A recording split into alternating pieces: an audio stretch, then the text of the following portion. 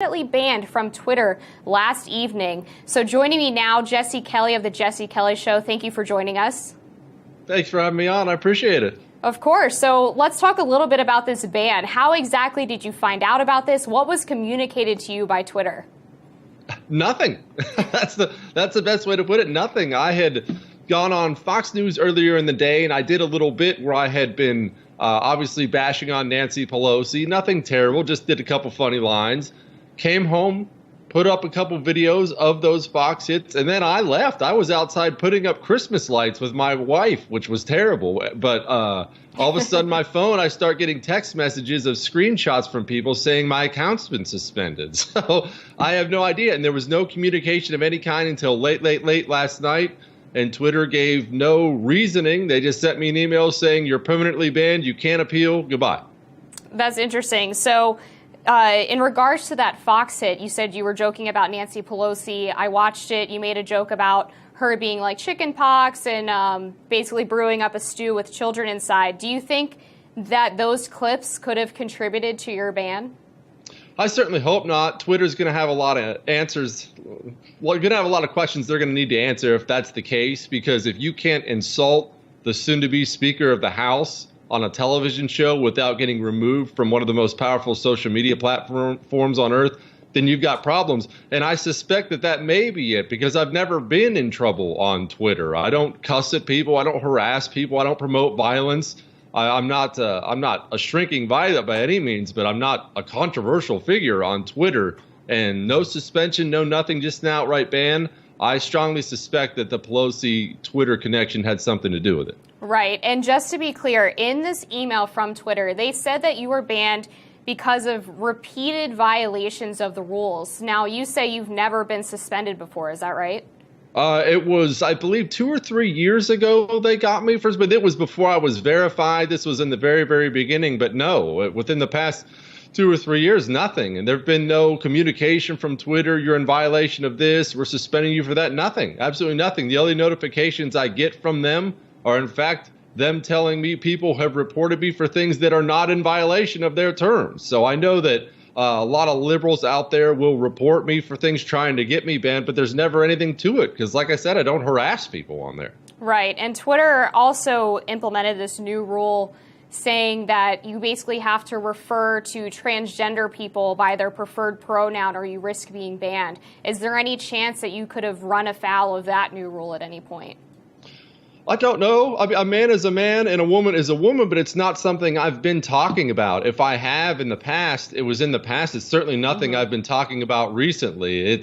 I wish I had a more solid answer for you, Amber, but I genuinely have no idea why I was banned. None whatsoever, and Twitter doesn't seem to want to tell me or anybody else. Right. I mean, what kind of message do you think that Twitter is sending people when they ban you with no communication about the reason for that ban?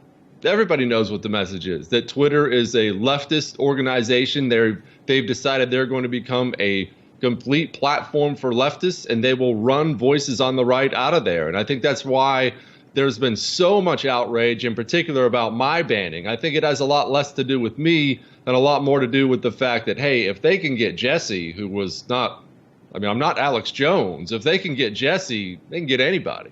Right. It seems like there's been this scourge of right-wing personalities being banned, whether it's Laura Loomer. There was a feminist the other day, an actual left-wing feminist, who I guess ran afoul of this transgender policy by saying that a man is a man.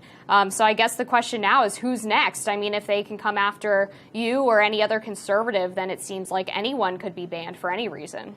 And they will be. I wrote a piece about this back in August after actually Alex Jones was banned. And I said, hey, I'm not an Alex Jones fan. Alex Jones is a nut job. But people on the right should be very, very worried that Alex Jones just got banned out of nowhere because they picked him off because they thought he was the weak member of the herd. He was a test run to see if they could start doing it and people wouldn't push back. And I turned out to be right. It just turned out I was the next victim of it. So, Jesse, at this point, do you even want to be back on Twitter? I don't know. Twitter needs me more than I need Twitter. I have a great life. I have a very successful radio show. I'm on TV all the time. I'm on the radio all the time. I have a great network of friends. We share each other's ideas and share each other's articles and things. I don't need Twitter. So I might come back. I might not come back. Twitter is the one who was hurt by all this. It's their reputation that was hurt in the end. It's opened people's eyes more than ever on the right that Twitter is not a platform. Twitter is a left-wing publisher and should be treated as such. Right, and Twitter's been getting a lot of pushback from conservatives over the past couple of years about how they're seemingly targeting people on the right. What can Twitter do at this point to convince conservatives that they're going to be fair to their ideas? Just let everybody speak. That's the thing. Let everybody speak. People talk about Farrakhan still being on there and Alex Jones banned and me banned now and all these things. Let everybody speak. Let everybody have a voice, put their ideas in the marketplace of ideas and see who wants to buy them. There's no harm in that. Don't burn books. Nothing good comes from that. Let everyone speak and the people will decide what to believe and who to believe. Right. So you think Twitter should basically abide by First Amendment principles and let people use the block and mute buttons for anything they don't want to read? They can. Yeah, they're not bound by the First Amendment the way our government is, because the First Amendment, as you obviously know, applies just to the government. But that's the best way if you're going to be a social media platform. Let everyone speak, and the people will decide, and the people do decide. Trust the people enough to decide what's right and what's wrong. All right, final question, Jesse. Do you think that there's going to be enough heat from this that you could get your Twitter account back? Probably. By now, I think I have to assume that Twitter knows they screwed up big time. They crossed the line when they crossed me, and they'll pay for it. Right. And just to be clear, we have reached out to Twitter for comment about this. We have not received any response back, but we're trying to figure out what was behind this ban, what these repeated violations were. In the meantime, Jesse, thank you so much for joining us. Thanks for trying to provide